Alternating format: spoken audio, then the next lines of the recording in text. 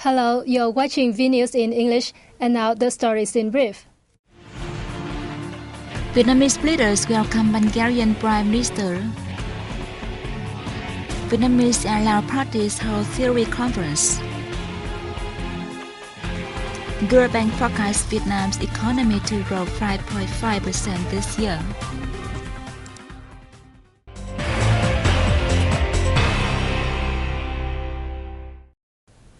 Bulgarian Prime Minister Plamen Vasiliev is on an official visit to Vietnam.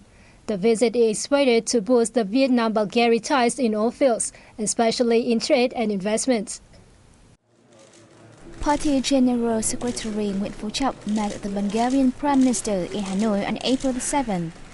The party leader said he views the Bulgarian Prime Minister's visit to Vietnam as a milestone in the two countries' relations. He noted that Vietnam always treasures ties with traditional friends, including Bulgaria. He affirmed Vietnam's resolve to strengthen and further develop the two countries' fruitful relations. The Bulgarian Prime Minister said Bulgaria always attaches importance to consolidating and developing the relationship and traditional cooperation with Vietnam. He pledged efforts to accelerate the implementation of agreements reached during the visit in order to create pragmatic changes in bilateral ties, particularly in economics, trade and investment. President Trương Tấn Sang welcomed the Bulgarian leader on the same day. The president said he believes that once the negotiation of a free trade agreement between Vietnam and Europe wraps up, it will open up new chances for two countries to further increase their economic ties. He thanked Bulgaria for assisting the efforts by Vietnam and other ASEAN countries to solve the East Sea issue by peaceful means. The Bulgarian leader said Bulgaria considers Vietnam not only a friend but also a strategic partner in the region. He also said economic relations between the two countries remain modest and urged businesses of the two sides to increase their exchange and improve the efficiency of their work together. On April 7th, Prime Minister Nguyễn Tấn Dũng held talks with his Bulgarian counterpart. They exchanged views on orientations and concrete measures to boost bilateral ties. Both host and guest agreed to strengthen cooperation in all fields, especially in trade, investment, science, education, and national defense and security. The move aims to celebrate the 65th anniversary of their diplomatic ties and look towards a strategic partnership. They highlighted the need to facilitate operation by their businesses and investors in each other's country, particularly those in food processing, urban planning, public transport, and environmental protection. The two leaders also agreed to tighten their coordination at international forums. They said disputes in the East Sea should be addressed by peaceful measures on the basis of international laws. After the talks, they witnessed the signing of some bilateral cooperation agreements.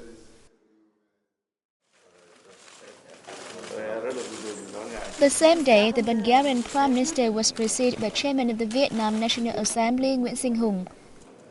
The top Vietnamese legislator expressed his hope that outcomes of the talks between Prime Minister Plamen Vasiliev and his Vietnamese counterpart will facilitate bilateral collaboration while raising each country's position in the world arena. He said the Vietnamese legislature backs cooperation between two governments and will try its best to lift up bilateral ties to a new height. The Bulgarian Prime Minister committed to working as a bridge for boosting relations between Vietnam and the European Union. He said he hopes the two countries' administrative agencies will provide more support to businesses in their cooperation and investment activities. He also said he believes that bilateral ties will develop strongly, particularly in economics, trade and investment.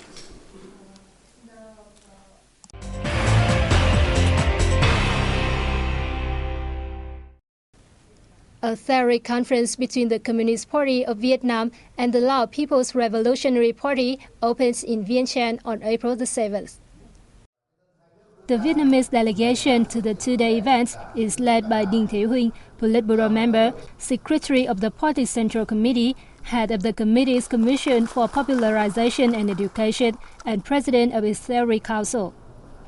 Huỳnh said the reality of party building in the renewal process in Vietnam has required the renovation of the leading method of the party for the state and society, the realization and promotion of democracy in the one ruling party context, and regular self-renovation and reshuffles of the party to boost social innovations and fulfill its ruling role. The Lao delegation is led by Chuang Sombunkan, Secretary of the Lao Party Central Committee. He affirms the improvement of the leadership and combat strength of the Lao People's Revolutionary Party as a rural party is a decisive factor for the success of the renovation process and national developments in Laos. He noted the most fundamental issue for the party is to put forth soft policies, making timely adjustments to fit the reality and persist its strategic objectives. One day earlier, the Vietnamese party delegation, led by Politburo member Dinh Thế Huynh, was welcomed by Laos Secretary General and President Chomale Sanyason. Officers of the U.S. Navy arrived in Tiên Sa Port in the central city of Da Nang on April the 7th, beginning their naval exchange activities with Vietnamese counterparts. During their stay, the U.S. officers plans to pay courtesy visits to leaders of the Municipal People's Committee and the Naval Zone 3 High Command and exchange experience with their peers from the Vietnam Navy. The two navies will focus on sharing experience in non-combatant activities such as medical services, search and rescue operations, and ship repair. Their officers will also join sports activities and take part in a talk on the 1982 United Nations Convention on the Law of Sea at Da Nang University. 2014 marks the fifth consecutive year of the Naval Exchange Activity Program between the U.S. and Vietnam, and the 10th year U.S. naval ships have anchored at Da Nang port. A forum looking into late General Võ Nguyên Giáp and the Điện Biên Phủ victory 1954-2014 has been housed in the Museum of Living History in Paris. The event was chaired by historian Alain Rossio, the humanitarian newspaper reporter in Vietnam from 1978 to 1980, and former French ambassador to Vietnam, Claude Blanche-Maison. At the forum, Rossio analyzed the historical background of the Điện Biên Phủ campaign, which led to the victory in 1954 that put an end to the French colonial rule in Vietnam. He highlighted the role played by General Giáp in the triumph, which marked a turning point in the struggle for independence and decolonization around the globe in the 20th century. He said despite its predominance in troop strength and weaponry, the French army was still defeated since it undervalued the Vietnamese people, who were determined to safeguard their country's independence and freedom. Recalling his meeting with General Giáp, Blanche-Maison described him as a plain man who loved French literary works and the values of the French Revolution in 1789. According to Maurice Zakubuik, a member of the French Communist Party, the Điện Biên Phủ battle was an important event to people of his generation. We did not know why France made war in Vietnam and why its army was defeated by a small country. Later, I realized that no matter how small a nation is, if it fights for justice, it will triumph even a powerful country. Participants also talked about the post-war development of Vietnam and the growing partnership between the country and France.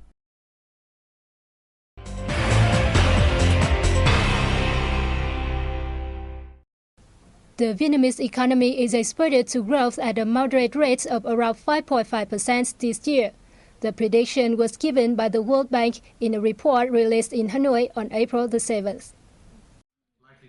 In its East Asia-Pacific Economic Update, the World Bank forecasts that developing countries in East Asia and Pacific region will see stable economic growth this year, thanks to a recovery in high-income economies and the market's modest response to the Federal Reserve's tapering of its quantitative easing. The report said developing East Asia will grow by 7.1% this year, largely unchanged from 2013. It added that with this growth, East Asia will remain the fastest growing region in the world, despite a slowdown from the average growth rate of 8% from 2009 to 2013. It also said the regional countries could also benefit from structural reforms, such as facilitating international trade and promoting foreign direct investment, especially in the services sector. In this context, the establishment of the ASEAN Economic Community in 2015 could boost intra-regional investment and exports and provide an important source of growth.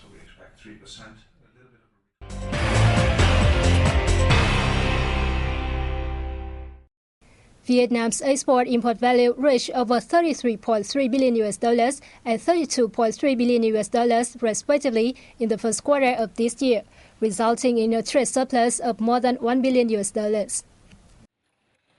After 2 months of decline, largely due to Lunar New Year holidays, export increased again in March, reaching $12 billion, and imports increased to $12.3 billion. The performance led to a trade surplus of $300 million, or 1.2% of total export and import value. Except rubber and chemicals, which were similar to the previous month, all remaining items grew in terms of export revenue. The growth in March pushed up many exports in the first quarter, such as telephones and telephone accessories, vehicles and vehicle spare parts, footwear and seafood. However, several kinds of materials, fuels, minerals and agriculture and forest products still face difficulties, resulting in reduced export revenues. The U.S. was the largest importer of Vietnamese goods in the first quarter of this year. Other major export markets maintained their growth momentum, such as the EU, ASEAN, China and Japan. Import value was estimated at $12.3 billion in March, a 21.9% increase from the previous month and a 12.2% increase from a year ago. The figure reached about $32.3 billion in the first quarter of this year, a 12.4% increase from the same period last year. Vietnam recorded a trade surplus of more than $1 billion in the first 3 months of this year, accounting for 3% of total export revenues. The growth is expected to boost exports and imports in the months to come.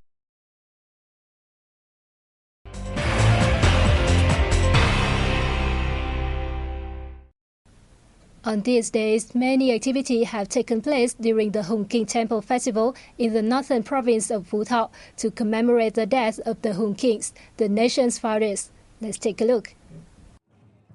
A palanquin procession was held on April the 7th as part of the activities. The ceremony is to honor the worship of Hung Kings, which was recognized by the UNESCO as Intangible Cultural Heritage of Humanity in December 2012. 6 teams from Việt Trì City and Lâm Thao District joined together to conduct the procession and present offerings in commemoration of the kings. A contest on making traditional chung and zay cakes in square and round shapes was held a day earlier. Taking part were teams from Hanoi City, Phu Thọ, Hòa Bình and Bình Dương provinces. The capital won the first prize in the zay cake category, while Phu Thọ too topped the chung cake competition. The contest is held annually with the aim of paying tributes to the kings, the founders of the nation.